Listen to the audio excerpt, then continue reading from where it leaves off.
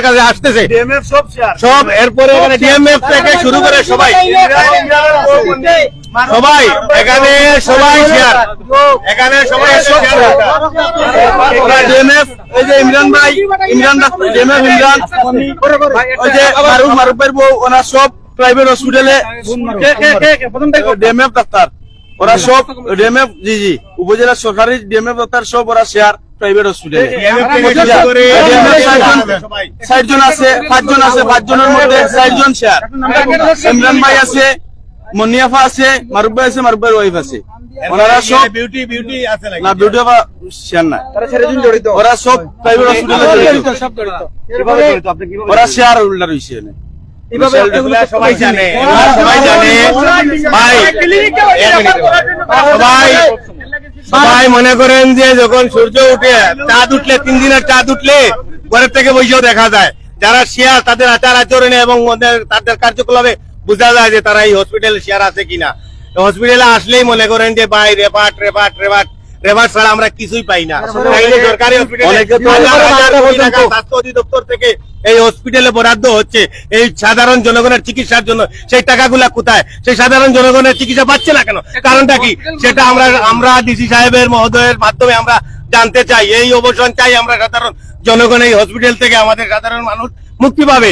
ইমার্জেন্সিতে পাবেন আপনি আইসা পাবেন ডিএমএফ বসা, নয়তো পাবেন ওয়ার্ড বয় বসে রাখছে, নাইলে আপনার ব্রাদার দিয়ে চিকিৎসা চালাচ্ছে। একটা হসপিটালে ইমার্জেন্সিতে কন্টিনিউ 24 ঘন্টা একজন এমবিবিএস বিসিএস ক্যাডার ডাক্তার এখানে দরকার ছিল, কিন্তু 24 ঘন্টার ভিতরে আপনি 4 ঘন্টা পাবেন না। আপনি 8টার দিকে রাউন্ড পাবেন, আপনি 10টা 11টার দিকে একটা রাউন্ড দিচ্ছে, এক চক্কর দিতে শেষ।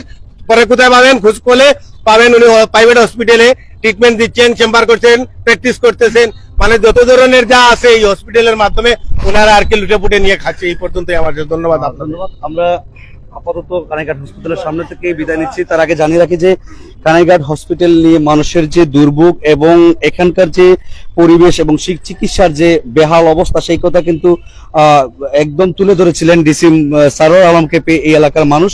তাছাড়া পরবর্তীতে এখন আমরা দেখেছিলাম দুইজন আমাদের সাথে কথা বলছেন যে কানাইঘাট সরকারি হাসপাতালে যারা চিকিৎসক রয়েছেন এবং বিশেষ করে ডিএমএফ এ যারা চাকরিরত, অর্থাৎ যারা মেডিকেল অ্যাসিস্ট্যান্ট হিসেবে এখানে নিয়োগ পেয়েছেন, তাদের মধ্যে অনেকের নাকি অভিযোগ করেছেন এখানে যে অনেকে নাকি বিভিন্ন হাসপাতালের সাথে শেয়ার রয়েছেন, যার জন্য এখানে চিকিৎসা করতে আসলে মানুষের সঠিক চিকিৎসা না দিয়ে বিভিন্ন প্রাইভেট হাসপাতালে পাঠানো হয়, এমনটাই দাবি করেছিলেন এখানে 2-3 জন মানুষ। আমরা সেটা আসলে কি সত্য, আসলে কি বলবেন আপনি? ওখানে কোনো একটা মহিলা লইয়া হোক, তারা সিজার করতে ফাটাই দিল, যাও ক্লিনিক যাও, আমরা এখানে নাই, ডাক্তার নাই, ফাটাই দিয়ে তারা, আর না হয় সিলেট যাও, এবার যে কোনো সময় তারা একটা ভুক্তভোগী হয়েছেন কোনো সময়? আমি হয়েছি না, আমার ওই পাশের বাড়ি, আমি সব সময় দেখি, আমার ওই পাশের বাড়ি। আমি রুগী লইয়া আইছি, মানে 2 জনে লইয়া বইয়া লইয়া আইছি, আইয়া মনে করো নার্সের কাছে গেছি যে আমার সিট দেওয়ার লাগিয়া, তারা আমারে দিয়া বাইরে থেকে ইনজেকশন কিনাই আমার উড়ো রুগী। আমি কইলাম যে আমার হুয়াইবার লাগে রাস্তা এটা সিট দেখবো, আমি আগে রুগী হুয়াই। তারা কয় অসুবিধা নাই, 2 মিনিটে শেষ হয়ে যাব, আপনি লইয়া বন। আমি তারার ওই অফিসে আমি 2 মিনিট না অন্তত 20 মিনিট লইয়া বইছি রুগী।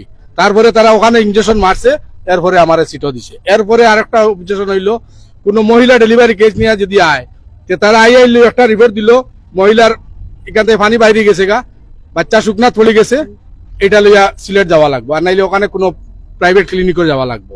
তারপরে যখন মনে করো অনেক গরিবে তো প্রাইভেট ক্লিনিকও পারতো না, উসমানে যাইতে রাস্তার হাল তো আপনারা জানতরা কি পর্যন্ত অবস্থা, রাস্তার সারি ফেলায়।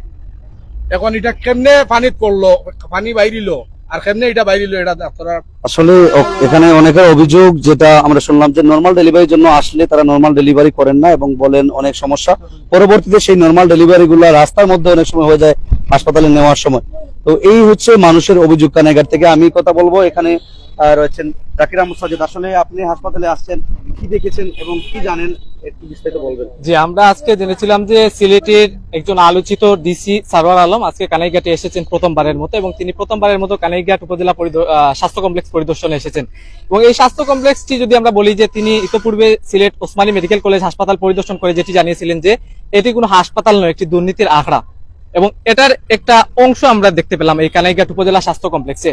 যার কারণ হচ্ছে সিলেটের যে বেহাল দশা, সিলেট ওসমানী মেডিকেল কলেজ হাসপাতালের, সেই দোষার একটা শাখা বা একটা অংশ হচ্ছে এটা কোনো স্বাস্থ্য কমপ্লেক্স নয়। কারণ হচ্ছে এখানে অ্যাম্বুলেন্স পাওয়া যায় না, সরকারি অ্যাম্বুলেন্স পাওয়া যায় না, যেটি এই এলাকার সাধারণ মানুষ আমাদেরকে জানালেন। অথচ প্রাইভেট যে ব্যক্তিগত যে অ্যাম্বুলেন্স গুলো রয়েছে, ব্যক্তিগত গাড়িগুলো রয়েছে, এই পুরো চত্বরটি হচ্ছে সরকারি একটি চত্বর। এখানে সরকারি অ্যাম্বুলেন্স থাকার কথা, কিন্তু এই জায়গায় ব্যক্তিগতভাবে অনেকেই গাড়ি নিয়ে এসে বসে থাকেন যে কবে সিলেটে যাত্রী নিয়ে যাবেন, রুগী নিয়ে যাবেন, কিন্তু এখানে সরকারি অ্যাম্বুলেন্সের কোনো চিত্র দেখা যায় না। এখানে প্রতিদিন 10 থেকে 15টি গাড়ি দেখা যায়, প্রাইভেট গাড়ি।